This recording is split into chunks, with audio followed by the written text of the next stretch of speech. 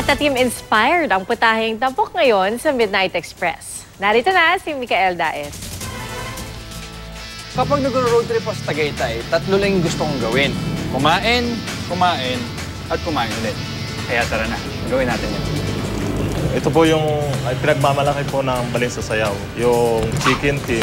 Parang patatim ba yan? Ito po sir, tama. Imbis na patatim, chicken team. Kasi po flexible yung ginagamit naming sauce ng Balinsa Sayaw na team sauce. Pwede sa pata, pwede rin sa chicken.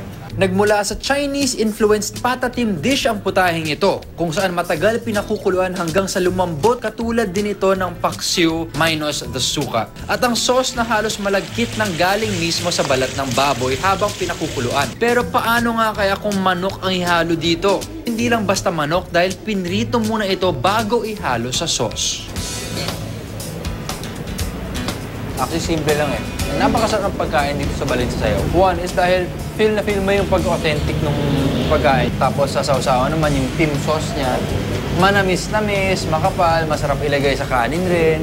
Tapos enjoy lang. Mga kapuso, ito yung Balinsa Sayaw, the place where you can get simple and just well-cooked food.